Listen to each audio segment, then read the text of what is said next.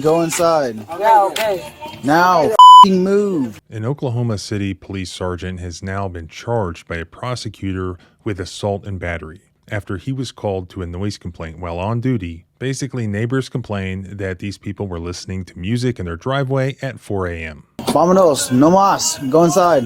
Okay. Now. This is the same police department that I just did a video on where the officer slammed the elderly Vietnamese man to the ground. Your vehicle is not like that. Sit down. No. You sit down. Get on the ground. He has not been charged with any crimes. So what did this guy do that was so terrible that now he's charged with a crime while that other dude is not? I pay taxes too, stupid. That's why I'm here, smartass. Go the inside now. Go. Let's go through it and try to figure that out together. As you know, we like to go through the most interesting and relevant body cam footage or whatever else I find, and we expose the facts and also ask the question, well, what is the law? So if you like to both be entertained and educate yourself on the law at the same time, I encourage you to subscribe both here and at the blog at thecivilrightslawyer.com. This particular incident happened on September 15th at around 3:30 a.m. Yes, that's in the morning. Basically, this was a noise complaint. This involves Sergeant Rasan Gordon for an on-duty encounter that he had with residents at a house. One thing I found in instances where police departments discipline their officers, one thing they really don't like is when police officers use expletives, when they use profane language in their encounters with the public. Ironically, of all the things that they do, there's no constitutional right to not have police officers curse at you or use profane language with you. But it seems like the internal investigations, that's what they love to get their officers for. But as a common sense matter, it is very unprofessional and it tends to really escalate situations unnecessarily, which then leads to constitutional violations, which maybe we will see in this video. So here, within 1 minute of walking up to this group of people who were in a driveway, drinking and playing music over a speaker next to a vehicle in the driveway, the officer walks up and he's already using expletives. He's already using profane language. Watch how that completely unnecessarily escalates the situation. Go inside.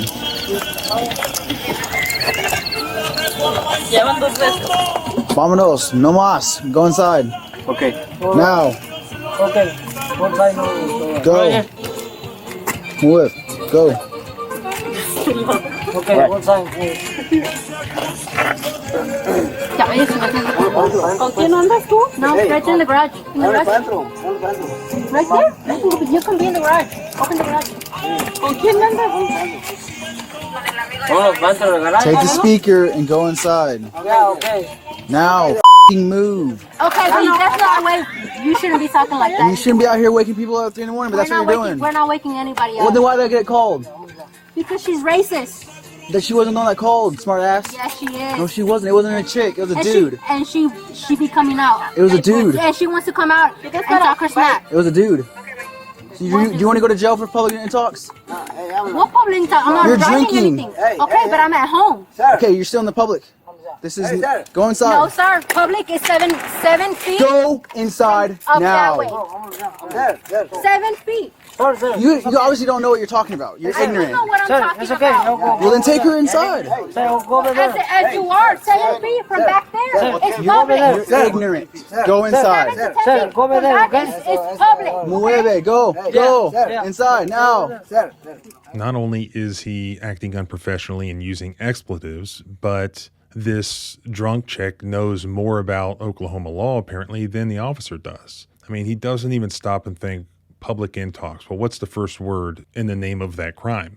Public. She's literally in a driveway on private property. Not an Oklahoma lawyer, but my cursory review of Oklahoma public intox law, which I think probably mirrors most states. In Oklahoma, you are not considered to be publicly intoxicated if you're on private property, even if the public can see you because you were in a driveway. If she were down on a sidewalk or in the street, of course, that would be different. Apparently, public intoxication is a misdemeanor in Oklahoma, and you can be charged if you're intoxicated and disturb the peace. If convicted, you could face a fine of $10 to $100 and or jail time of 5 to 30 days. I gotta go inside. Están pagando. No, es que I no. gotta go He's talking about inside. the public. Sorry, Sorry,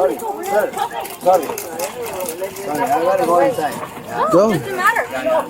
Sorry. I'm paying him. My taxes are I pay taxes too, stupid. No, my taxes are paying you. I pay taxes too. Yeah, hey. Okay, we both do. Okay, great. What's your I'm point? paying you. You're public. So I pay myself too, right? No, you don't. So I don't pay taxes? You're ignorant. Go. No, you're ignorant. You think we're ignorant. Go. No what? Go. No what? I said go. You obviously can't listen. Go. Oh, I can listen, but I know my damn rights. No, you don't. Yes, I do. And you're coming in the wrong You're about to be going for disorderly now. And she came out here. You're about to go for disorderly. What? You're about to go for disorderly conduct. And look. It's called disorderly conduct. Look it up. Disorderly conduct in Oklahoma is defined as behavior that is intended to disturb the peace or quiet of others and can include loud noises, threatening language, fighting, or other actions such as shooting guns, for instance. Disorderly conduct is illegal in Oklahoma, both on public property as well as on private property. But the legislature in Oklahoma does not have the constitutional ability to authorize police officers to violate the Fourth Amendment. So there may be an issue here about whether or not this police officer can arrest people at this particular private property location without a warrant. But we'll come back to that. That's it. Go over there. It's okay. Take the speaker. Yeah, okay, ciao, sir. Hey, it's okay. Sorry, sir. It's 4 in the morning. No, yeah, I know. Sorry, It doesn't matter what time it is. Yes, it is. Look up the loud noise disturbance. Oh, then you could put a complaint. They could put a. They did. That's why I'm here, smartass. No, and you could put a complaint on writing. Okay, that's why I'm here. You've been told multiple times. Hey, do what you have to do. So we have this really unprofessional situation where a police officer is arguing with these individuals, this one woman in particular, and he's ordering them into the house. And for the most part, as you'll see, they comply. So they start to go into the house. The woman he's arguing with actually goes into the house. She seems to be inebriated, and she's clearly incensed at the way she feels she's being treated, very unprofessionally, which she was, by this police officer. Add on top of that, whatever altercation or argument was taking place with a neighbor before the officer even got there. And it sounds like maybe he had been there once before. But in any event, he's ordering them inside, and they actually comply. The group slowly moves into the garage as this argument just continues, but then the officer re-engaged the argument numerous times instead of leaving. If I come out here again, you and all the homeowners are going to jail. Yes. Yes, I can. It's a lawful order. What? It's a lawful order from a police officer. You've been warned multiple times. If I come back out here again, you and all the homeowners are going to jail. It's on camera. Yeah, sure. Okay. Keep the music down. Then you can do what you have to do. Absolutely. That's why I'm here. Then do I what normally you have give to people slack, but the crap it's 4 in the morning is ridiculous. do. No, it's because my thing is, it's not that it's 4 in the morning. There's been neighbors who actually do come, who are with noise other days. Not today, but other days. She comes out here and want to talk her shit. That's not the way. She didn't call. It was a dude. What dude? His name is Tom. I don't know. So they want to act like Tom. I'm just telling you this because she did come out here. Okay, she may have been the one that called the first time. I don't know. I just know it was a dude that called this time. It's not the first time. I said, she may have called the first time. I don't know. Okay, but you're wait. Okay, come down. But the way you're coming at us. Because you guys are standing there all moping instead of moving inside, like I said. Okay, listen. We have to do what we have to do. Yes. Yeah, I and you understand. guys weren't moving. But the way you're acting, the way you're talking, that's not the right way. You know why? I came out here the first time and I said, or when I came out here the first, shut up and let me talk. When I first came up here and I said, hey, go inside. You guys are all just standing here, hee hee ha ha, hee hee ha ha. You didn't come out here the first time. I'm talking about when I first showed up. Listen, that's not your problem. You don't listen. No, you said the first time I came said up when here. I first showed up. You said when I first come When up I here. first showed up, you guys are all sitting here on your phone, lee-hee, ha-ha, cackling, and I said, go inside. None of you guys moved. The only person that moved was the one that grabbed the cooler. You over here, ha-ha, hee-ha, and on the FaceTime and shit. No, I wasn't on Someone was on FaceTime. FaceTime? Okay, someone, but that wasn't me. And when the woman stepped back out of the garage just about 1 foot, the officer became irritated. The officer began to lose his temper, and it was at that point that a use of force took place. Here, watch. Go the inside now. Go. Get inside now. Give me your badge number. You want to go? Go. You just hit me. You're going to go. I did not. Yeah, you just put your arm on my shoulder. I wish. It's on camera. It's hard to see exactly what happened through the body cam, but this is what investigators found occurred. When the woman stepped back out of the garage about 1 foot, the officer became irritated at the woman for being argumentative. And it was at that point that Officer Gordon forcefully shoved her back into the garage of the home while telling her to get in effing side now. The woman was sent 5 to 7 feet back into the garage, landing on the floor. She struck an object in the garage. Investigators noted that the woman was not acting in a manner consistent with being a threat to the officer or anyone else around. The officer's shove exceeded any reasonable force authorized during this incident. The charging documents describes the arrest of the woman, describing that the officer twisted her arm in the process of putting cuffs on her. Put your hands behind your back now. Put your hands behind your back. Yep, you sure are.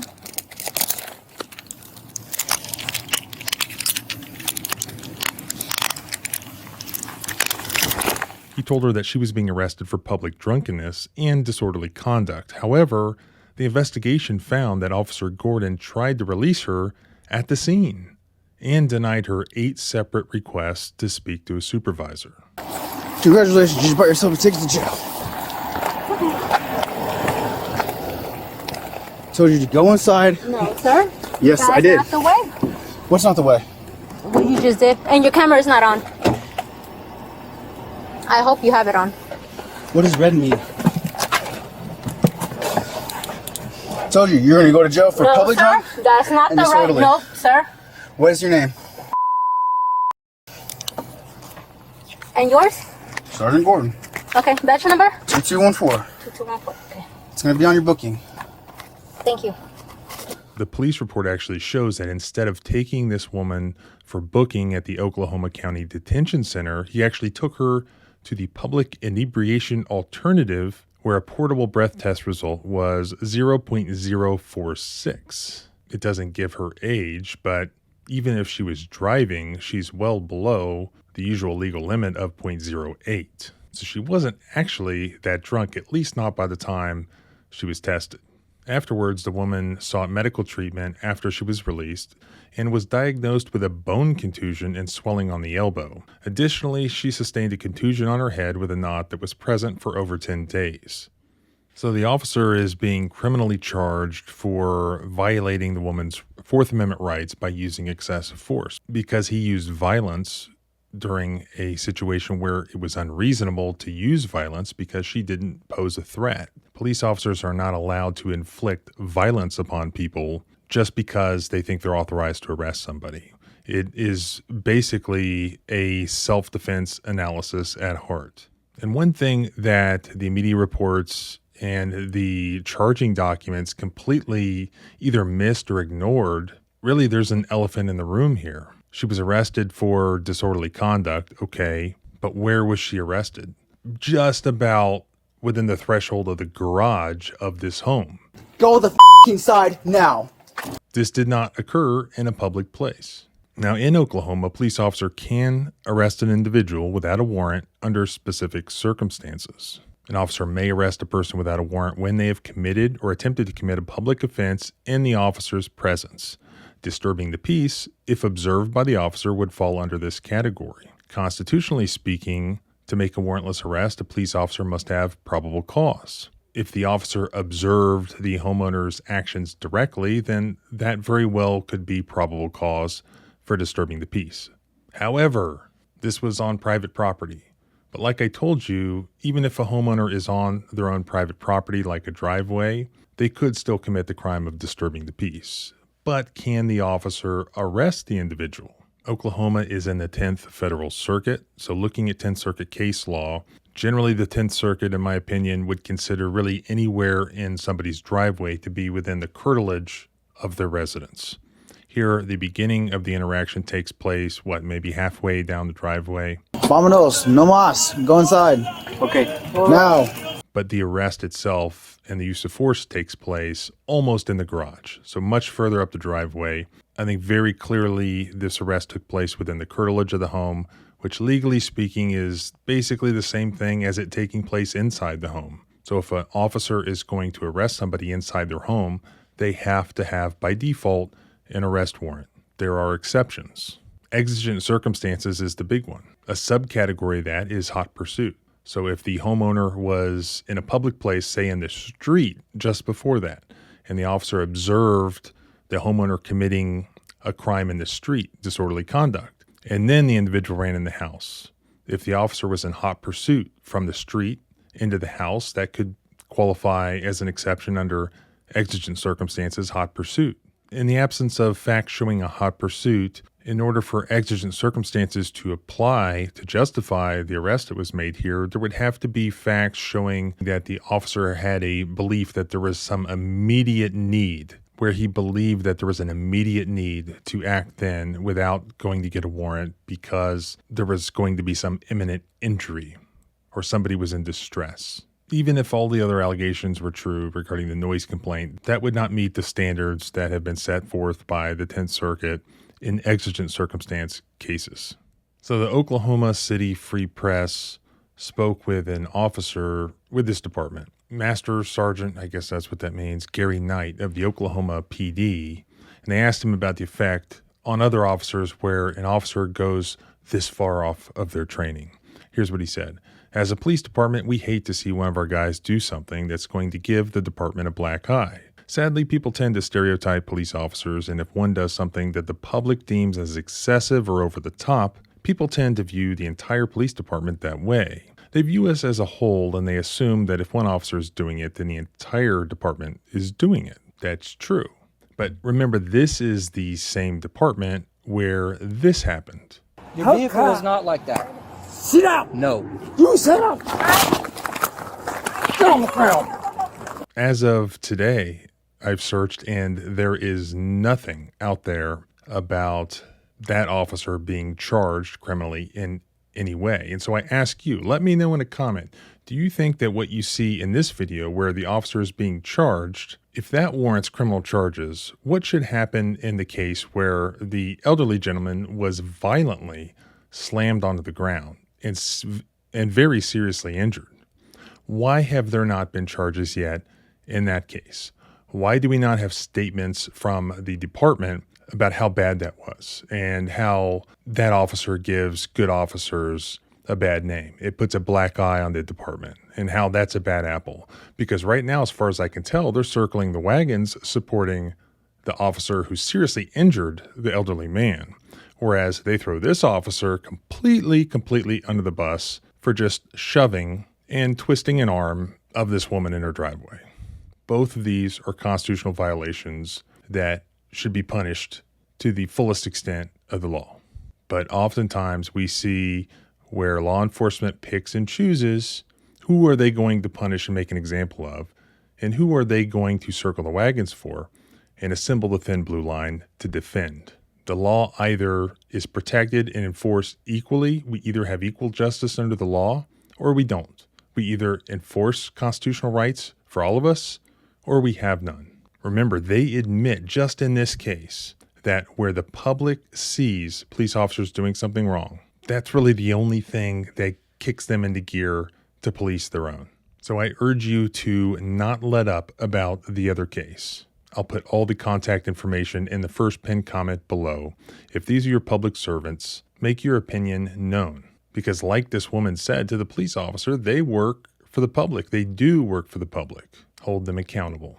If you want to continue to follow this, I definitely will. Subscribe both here and at the blog at thecivilrightslawyer.com. If you have incidents you want me to look at, you can use my submission link below. Also use the email address that's attached to my YouTube account. I can't get back to everybody, but I'll do the best I can to look through everything. Remember, our rights don't end where your fear begins. Freedom is scary. Deal with it.